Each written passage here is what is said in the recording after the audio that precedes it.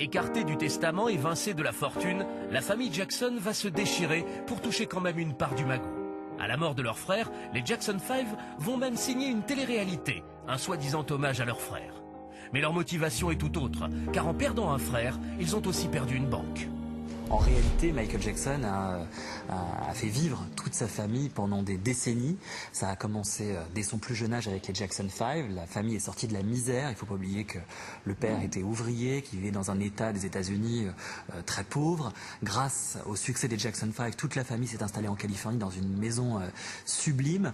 Et ensuite, lorsque le groupe s'est séparé, les carrières solo des frères n'ont pas eu le succès escompté. Seul Michael a véritablement eu du succès et obtenu un vrai contrat discographique. Les autres n'ont pu ramasser que les miettes et Michael, durant toute sa vie, a épongé les dettes de sa famille.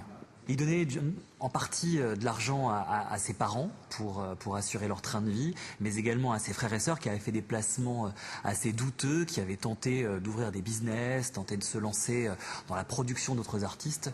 Tous ont essuyé des échecs cuisants et Michael était systématiquement là pour les aider financièrement à éponger les dettes, à essayer de réparer leurs erreurs.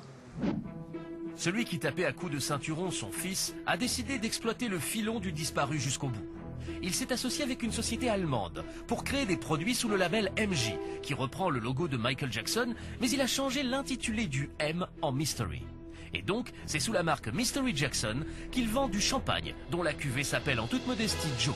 Et lorsqu'on a voulu en savoir davantage, il nous a été demandé 5 000 € pour répondre à nos questions et 20 000 pour interviewer Joe Jackson. This is some fantastic champagne. I love it. It's great. En toute impunité, Joe Jackson continue à mener ses petites affaires avec un entourage un peu véreux, un peu mafieux, même pas un peu, carrément même on peut le dire.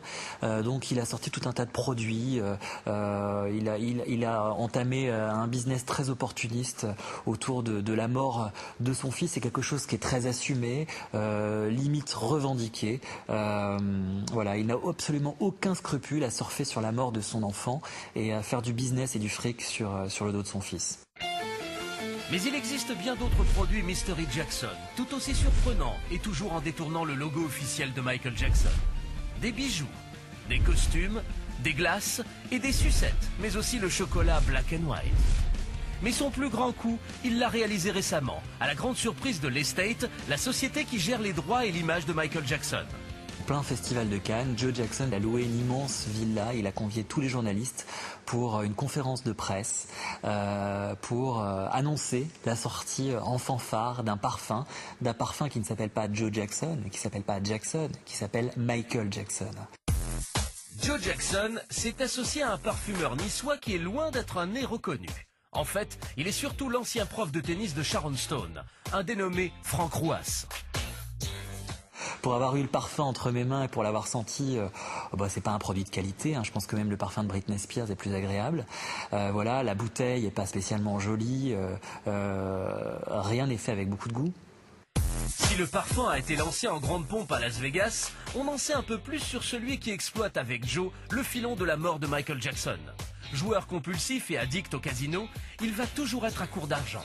Si Frank Rouas est connu pour ne pas payer ses employés, comme le rapportait le Figaro, nous avons aussi découvert dans ces documents que Frank Rouas a utilisé l'identité et le numéro de sécurité sociale d'une femme pour se faire des cartes de crédit avec lesquelles il a effectué des transactions pour son propre compte. Un associé à la mesure de Joe. Tout cela me rend vraiment triste. Voilà pourquoi j'écrirai dans un livre toute la vérité à propos de ça. Parce que c'est vraiment injuste. Personne ne lui a donné sa chance de sortir de ses dettes. Et maintenant qu'il n'est plus là, l'argent coule à flot. Mais les autres membres de la famille ne sont pas en reste pour faire de l'argent. 2 ans après la mort de Michael, Latoya vient de sortir un livre de confidences à propos de son frère. Quant à Jermaine Jackson, il n'hésite pas non plus à retrouver la célébrité depuis la disparition de son frère. Jermaine est même devenu incontournable. c'est sûr que pour lui, c'est une formidable aubaine. C'est une formidable aubaine pour revenir dans la lumière, lui qui a toujours vécu dans l'ombre de son frère. On peut comprendre que ça a été difficile pendant toutes ces années. Il a tenté désespérément de sortir des disques qui n'ont jamais eu le succès escompté. Michael a toujours été écrasant pour lui. Il a toujours vécu dans l'ombre de son frère. Et il s'est dit peut-être, avec la mort de mon frère, c'est peut-être une occasion pour moi de revenir, d'espérer faire carrière et d'espérer de faire un peu de business et un peu d'argent. Alors bien sûr, dès que Michael est décédé, c'était le premier à son chevet, le premier à donner une conférence de presse, le premier à s'exprimer devant les médias, à confirmer le décès officiel de Michael.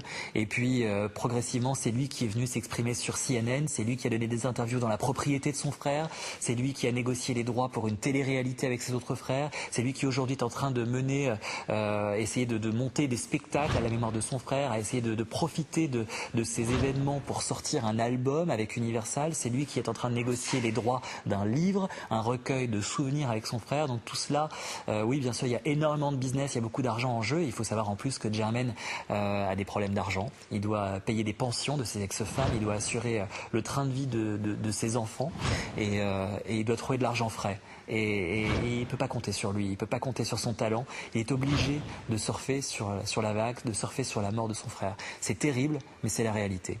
Il faut se rappeler qu'en 1991, Jermaine Jackson sort une chanson qui s'appelle War to the Bad, dans laquelle il est très explicite, c'est un message adressé à son frère Michael. Il accuse de l'oublier, de ne plus savoir qui il est, de renier ses racines, enfin, de choses absolument atroces. Hey, love you.